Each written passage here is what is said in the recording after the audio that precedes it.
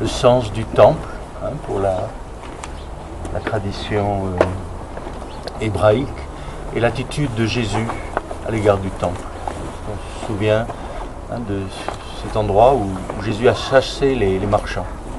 Normalement, c'est les textes que j'aime bien lire quand on est sur le parvis là-haut, mais bon, comme on peut peut-être pas tous y aller, donc c'est bien que je vous lise ces textes-là. Donc si vous pouvez y monter, ce sera un bon lieu pour se le remémorer. Mais d'abord le sens du temple. Vous savez que c'est donc vers l'an 1000 avant Jésus-Christ que Salomon, donc le fils de David, a bâti donc ce qu'on appelle le premier temple. Ça, Dina nous l'a souvent répété, le temple qu'on voit maintenant, c'est le second temple. Le premier temple a été détruit par les Babyloniens, reconstruit et puis magnifié, agrandi par Hérode. Donc ce qu'on voit, c'est le temple, le mur, les restes du mur du temple d'Hérode, du temple de Jésus.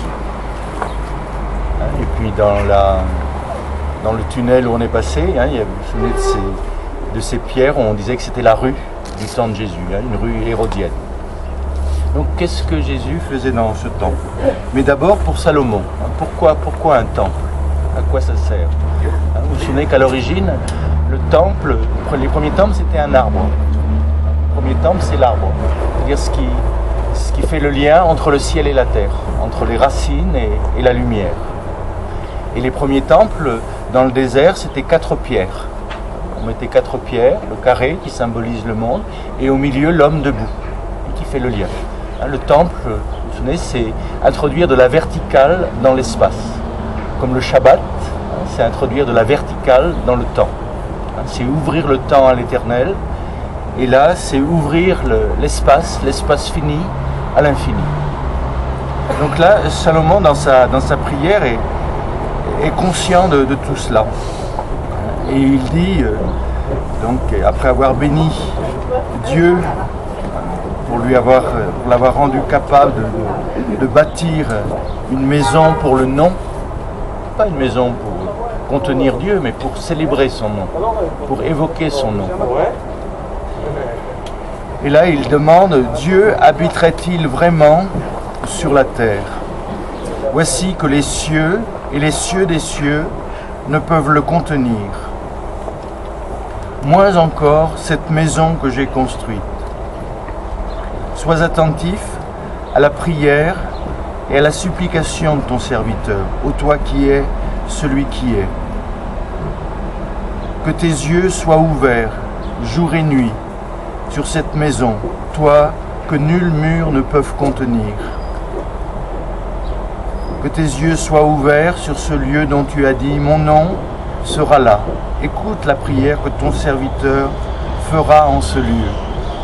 Écoute la supplication de tes serviteurs et de ton peuple lorsqu'ils prieront en ce lieu. Toi, écoute du lieu où tu résides au ciel, écoute et pardonne. Supposez qu'un homme pêche contre son prochain et que celui-ci prononce sur lui un serment imprécatoire et le fasse jurer devant ton autel dans ce temple, toi, écoute au ciel. Juge entre tes serviteurs. Que tous ceux qui se tournent vers ton temple soient agréés dans leurs prières. Pardonne leurs péchés et ramène-les en ta présence.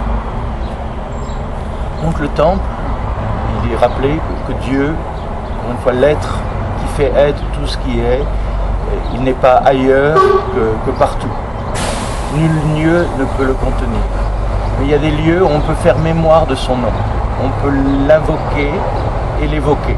C'est-à-dire des lieux où les hommes, les femmes se rassemblent pour se tenir droit dans la verticale et invoquer son nom. Et là, ce qui est intéressant, ce qu'il dit, quand on est à l'étranger, quand on est loin, le fait de se souvenir de ce lieu où réside ton nom, ça va nous recentrer, ça va nous rappeler ta miséricorde et ton pardon. On retrouvera ça dans le livre de Jonas. Vous savez, quand Jonas est emporté par la baleine, au cœur de la baleine, donc cette descente dans l'inconscient, dans l'épreuve, au cœur de la baleine, il se souvient du temple. Et le cœur est de nouveau réorienté. Je dirais le rôle du temple, c'est de donner un pôle d'orientation. C'est pour ça qu'on le disait l'autre soir à propos des musulmans, ce qu'on appelle la Qibla, l'orientation, au début c'était vers Jérusalem. Et pas Jérusalem, je dirais en tant que lieu, mais en tant que lieu où on fait mémoire du nom, où on se relie à la transcendance, où on se relie à ce qui est plus grand que nous, plus vivant que nous, plus aimant que nous, plus intelligent que nous. Donc la fonction du temple, c'est de faire mémoire du nom. Mais là aussi, ce temple, est-ce qu'il a été construit à la gloire de Dieu ou à la gloire d'Hérode? À l'époque de Jésus, c'était une question qu'on pouvait se poser. Parce que pour Hérode, qui lui-même n'était pas quelqu'un qui, dans sa relation avec l'être qui fait être tout ce qui est, était vraiment dans une intimité avec sa présence, mais on parlera du temple d'Hérode. C'est plus le temple de Yod et Vavé, c'est plus le temple de celui-là, mais le temple d'Hérode. Et c'est vrai, souvent on construit un certain nombre de monuments, non plus pour faire mémoire de l'être qui nous fait être, mais quelquefois pour se rappeler le monarque ou le puissant qui a construit cela. C'est pour ça quand on parle du temple d'Hérode, de qui est-ce qu'on célèbre la gloire? Donc c'est dans ce contexte que Jésus va se placer. Et vous vous souvenez que la Pâque des Juifs étant proche, Jésus monta à Jérusalem et il entra dans le temple. Et il trouva dans le temple les vendeurs de bœufs, de brebis et de colombes, et les changeurs assis. Se faisant un fouet de cordes, il les chassa tous du temple, et les brebis et les bœufs. Il répandit la monnaie des changeurs. Il renversa leur table. Et aux vendeurs de colombes, il dit « Enlevez cela d'ici. Ne faites pas de la maison de mon Père une maison de commerce. » Ses disciples se rappelèrent qu'il est écrit « L'amour pour ta maison me dévorera. » Alors les Juifs prirent la parole et lui dirent « Quel signe nous montres-tu pour agir ainsi ?» Jésus leur répondit « Détruisez ce temple, et en 3 jours, je le relèverai. » Les Juifs lui dirent alors « Il a fallu 46 ans pour reconstruire et embellir ce sanctuaire. Et toi, en 3 jours, tu le relèverais. » Mais lui parlait du temple de son corps. Aussi, quand il fut relevé d'entre les morts, ses disciples se rappelèrent qu'il avait dit cela, et ils crurent à l'écriture et à la parole qu'il avait dite. Donc vous vous rappelez ce passage de l'Évangile. Vous vous rappelez aussi les maquettes qu'on a vues du temple. Et vous vous souvenez qu'il y a différents dans le temple. Donc il y a le temple lui-même, le Kodesh Kodeshim, ce carré. Et autour il y a le parvis des hommes, le parvis des femmes, le parvis des prêtres. Et il y a aussi le parvis des païens. Et ça va nous faire comprendre où se situe l'action de Jésus. C'est-à-dire que ce parvis des païens, et je trouve que c'est quelque chose de très beau, c'est-à-dire que ce temple était ouvert aux personnes d'autres traditions. C'est pas réservé, je dirais, au peuple juif. Encore une fois, l'infini n'est pas la propriété d'un peuple, d'une religion particulière. La lumière n'est pas la propriété de ceux qui méditent ou des bouddhistes. L'amour n'est pas la propriété des chrétiens. L'être qui est n'est pas la propriété d'un certain groupe d'êtres. Donc c'est important que dans le temple, dans la structure du temple voulu par Salomon, il y avait cet espace libre pour les autres foi, pour les autres façons d'entrer en relation avec l'absolu. Et ce qu'on appelle les païens, souvenez-vous que le mot païen, ça veut dire paysan.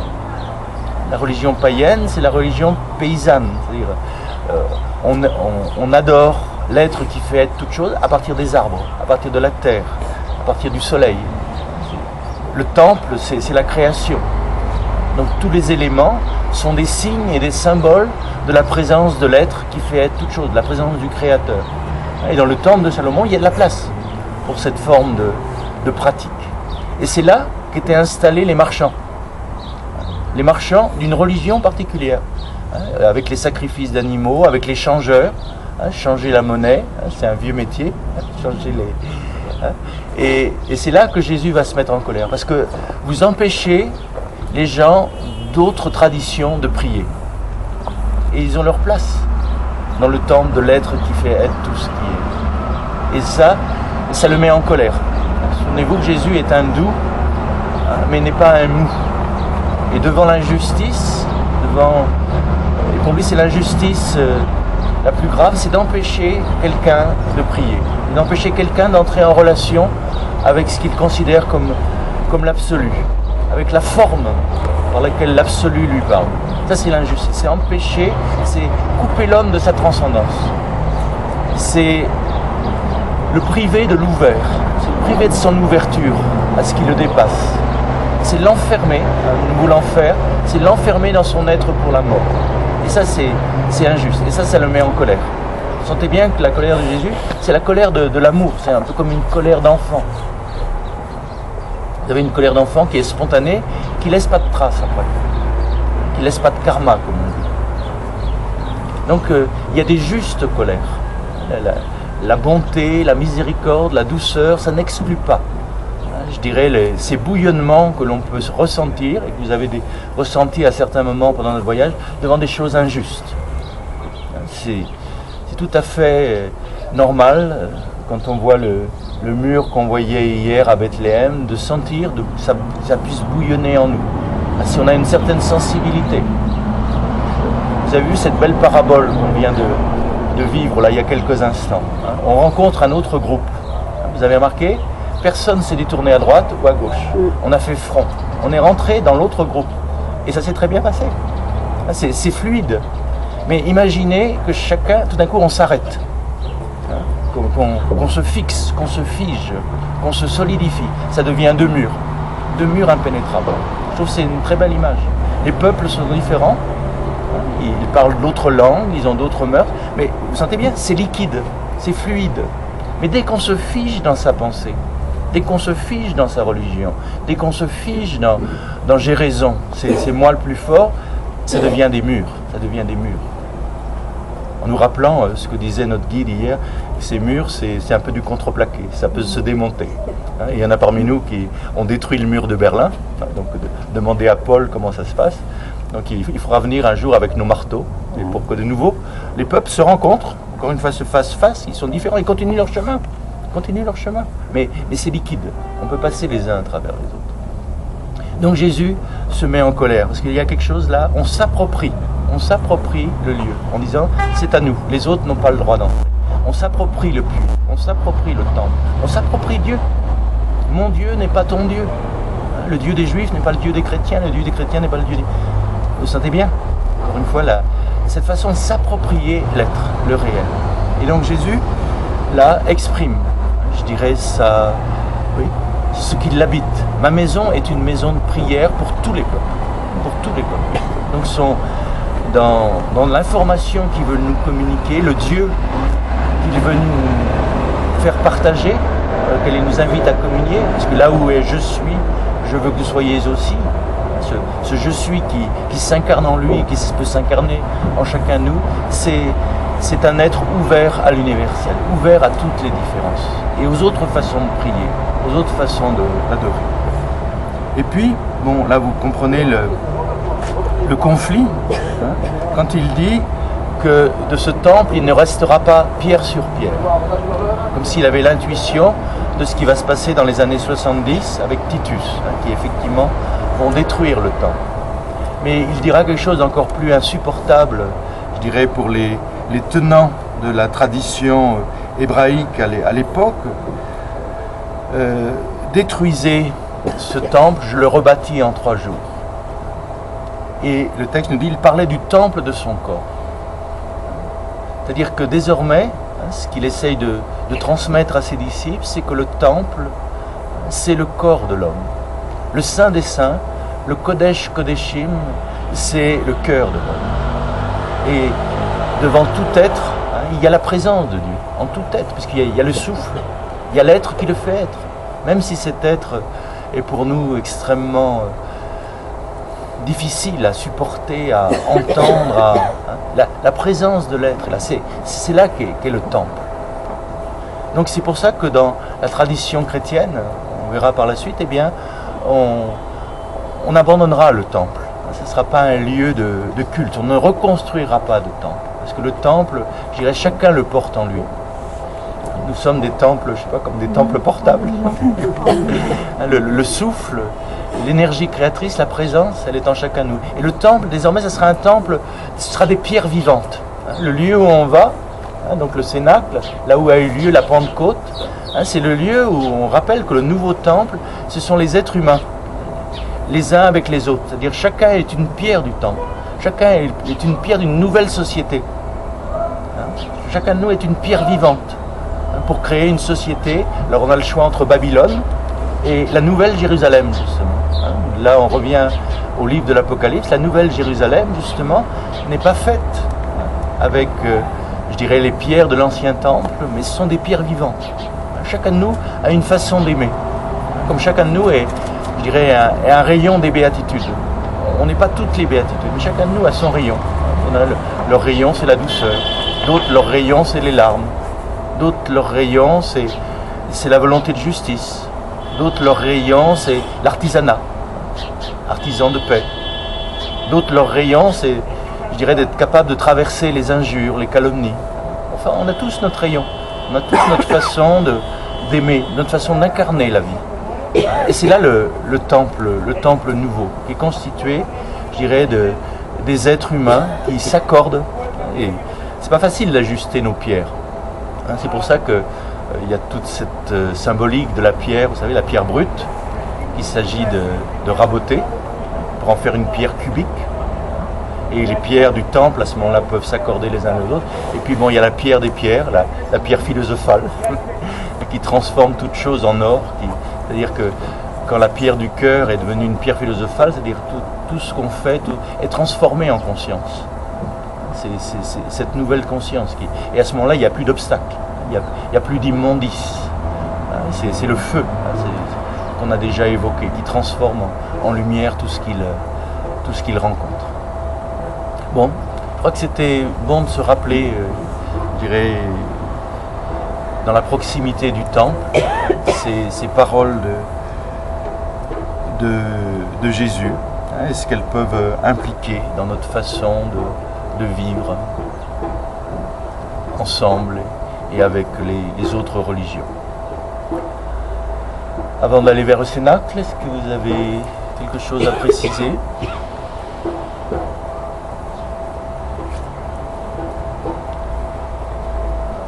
Donc un petit moment, peut-être de nouveau de prière.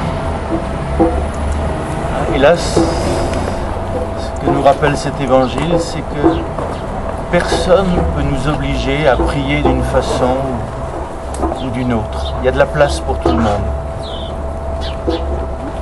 Et puis nous souvenir que les marchands du temple, c'est dans notre tête. Il y a quelque chose en nous qui est sans cesse en train de marchander, de calculer, de mesurer. Cette espèce de petit commerce que l'on fait avec Dieu. Tu me donnes, je te donne, c'est combien, qu'est-ce qu'il faut faire. Et là aussi sortir de ça. Il faut de l'énergie pour nettoyer en nous tout ce qui nous encombre. Parce que notre temple intérieur, notre esprit et notre cœur est encombré de pensées, de calculs, de marchandage. Et on a besoin d'être nettoyé par le souffle, par l'esprit, afin que ce lieu que nous sommes, ce corps que nous sommes, soit un corps de prière. Un corps, une maison pour abriter le vent, pour abriter le souffle, même du vivant. La conscience infinie qui nous donne d'être ce que nous sommes en cet instant.